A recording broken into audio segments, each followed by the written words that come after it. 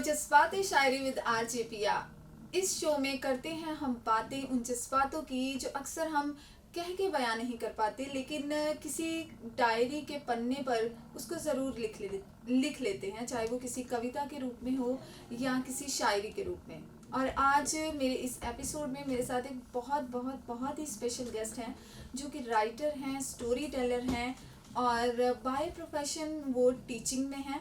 तो चलिए उनसे रूबरू होते हैं। उनका नाम है doctor Rupinder Brar ji. Thank you Piya so much. बहुत ही अच्छा लग रहा है, बहुत ही लाइवली लग रहा है आकर के, और मज़ा आ रहा है आपसे बात करते हुए। जैसे मैंने अभी कहा कि आप राइटर हैं, स्टोरी टेलर हैं, न्यूमेरोलॉजिस्ट भी हैं, है ना, तो मोटिवेशनल स्पीकर भी हैं, तो होम मेकर भी हैं और बाय प्रोफेशन आप प्रिंसिपल हैं एक बहुत ही बढ़िया स्कूल में। तो कुछ ऐसी बात जो हम नहीं जानते आपके बारे में, वो बताएं। वैसे तो आपको ऑलमोस्ट सब चीज़ें ही मेरे बारे में पता है, बट मैं इन सारी चीज़ों के अलावा न्यूमरोलॉजिस्ट होने के साथ साथ आजकल एस्ट्रोलॉजी भी सीख रही हूँ और कोशिश कर रही हूँ कि उसमें भी डाइवर्ज किया जाए। और इसके अलावा एक ऑर्गेनाइजेशन है लाइफ क्राफ्ट स्टूडियो, जो कि मूवीज जो है उनको शोकेस करने के लिए और उसके लिए शॉर्ट मूवीज के लिए काम करती है। मैं उनके साथ भी एसोसिएटेड हूँ, कुछ काम भी किया हुआ है उनके साथ, and I am into a little acting also.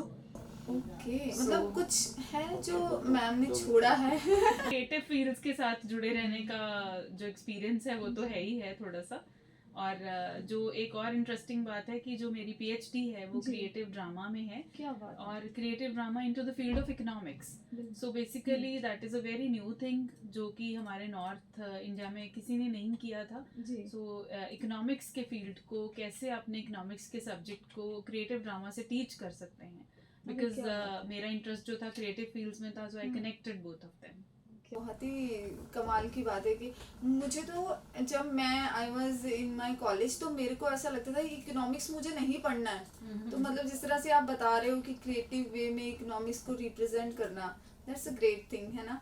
तो दो लाइनें हो जाएं जो डॉक्टर रुपिंदर बराड़ जी को रिप्रेजेंट करती हैं उन्हीं की कविता के रूप में। मैंने एक कविता लिखी थी गरिमा, तो ये मुझे रिप्रेजेंट करती हुई कुछ पंक्तियां हैं। कुछ बिखरा कुछ संभला है, अस्तित्व मेरा पर सबला है, मिल जाए नीर जैसी तेजस्विता, बस इतनी सी कहानी मैं गरिमा। आसमान सी मांगू मैं प्रतिष्ठा, पक्षी सी उड़ान की निष्ठा, सुबह की लाली सी अग्रिमा, बस इतनी सी कहानी मैं गरिमा। ये तो सच में आप ही को रिप्रेजेंट करती है मैम, क्योंकि जैसा मैं आपको पर्सनली भी जानती हूँ या अभी भी जैसे आप मेरे सामने बैठे हैं ना, तो मतलब you are such an inspirational personality. Thank you Piya, लेकिन ये तुम्हारा ओवरवेलमिंग मेरे लिए मोहब्बत है आई थिंक, जो कि तुम्हें ऐसा लगता है, बिकॉज मैंने जैसे पहले भी एक बार कहा था कि जैसे को तैसा मिल जाता है, तो हमारी वाइब्स मैच करती हैं, दैट इज देयर मैच करती है।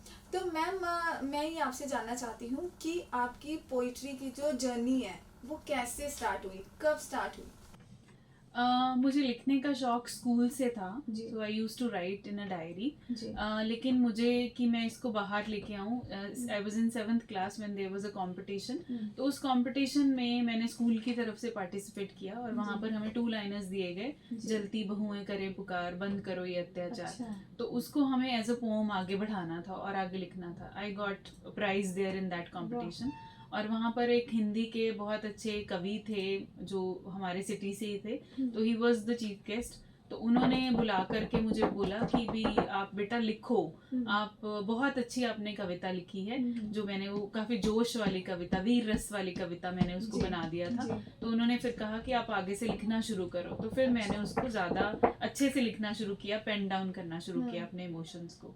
तो मैं आपको एक कविता सुनाना भी चाहती हूँ। पहले एक 2 लाइनर सुनाऊंगी, जो कि हमारे जो है, हो लफ्जों से बयां जरूरी नहीं हर दास्तां, हो लफ्जों से बयां जरूरी नहीं हर दास्तां, आंखें भी बोलती हैं किस्से मिजाज के। क्या बात, आंखें भी बोलती हैं किस्से मिजाज के। बहुत खूब, थैंक यू सो मच।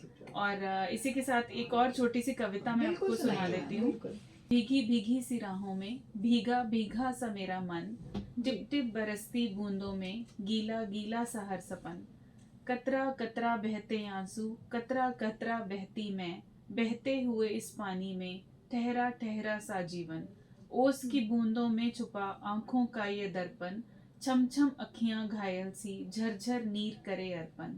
जोर जोर से बरसे सावन, जोर जोर से बरसे सावन, समझे ना कोई उलझन, बेपरवासी कौंधे बिजली, सहमी दिल की धड़कन, सहमी दिल की धड़कन। बढ़िया मैम, बहुत बढ़िया। तो मतलब ये सिलसिला फिर वहाँ स्कूल से स्टार्ट होके अब तक आगे आगे आगे चलता रहा, है ना? यस, उसके बाद मुझे जो भी मौका मिला कॉलेज में कहीं पर भी अपनी पोइट्री प्रेजेंट करने का, वो मैं करती रही धीरे धीरे करके।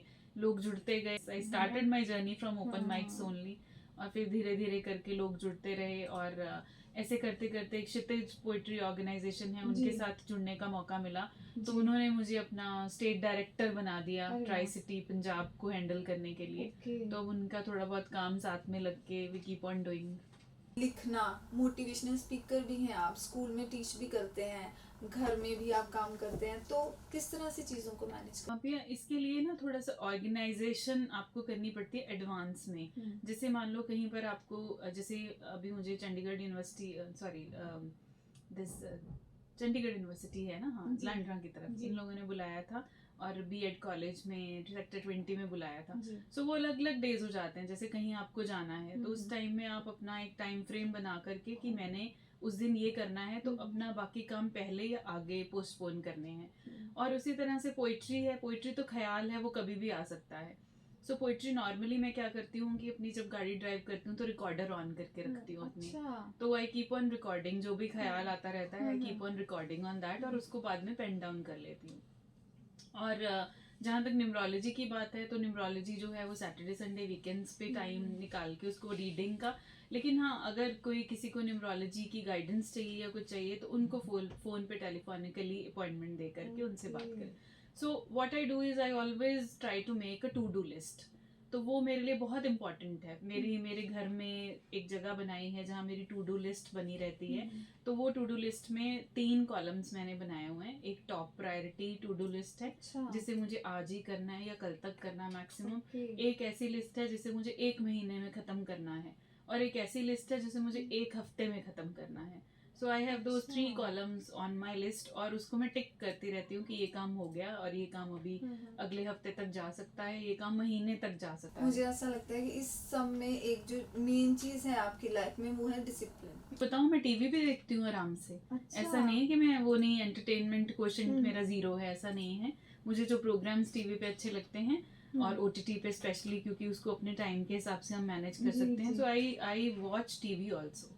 सो पूरे दिन में मैं इन सब चीज़ों को करते करते टीवी भी, और उसके लिए सबसे इम्पोर्टेंट है लिस्ट बना के चीज़ों को चलना। मतलब सब काम आप इंजॉय करते हुए करते हैं। तो ये जो आपने चीज़ें बताई हैं ना, मुझे लगता है ये एक तरह से ना मोटिवेशन और इंस्पिरेशन है उन लोगों के लिए जो मतलब मल्टीटास्किंग भी है, लेकिन कई बार इनफैक्ट मैं भी बोल देती हूँ कि नहीं मेरे को आज टाइम नहीं मिल रहा, तो मैं भी ज़रूर फॉलो करूँगी आपकी ये वाली टिप की टू डू लिस्ट बनानी चाहिए। मैं सुबह आती हूँ, मैं बनाती हूँ, लेकिन सुबह वाली ही बनाती हूँ, मतलब पूरा ओवरऑल ऐसा नहीं। कुछ ऐसा कभी कुछ लिखा है ऐसा, जैसे आप किचन में काम कर रहे हो और आपको कुछ याद आ गया और आपने कुछ लिख लिया? क्योंकि मुझे ऐसा लगता है अक्सर हमें ख्याल तब आते हैं जब हम कुछ काम कर रहे होते हैं।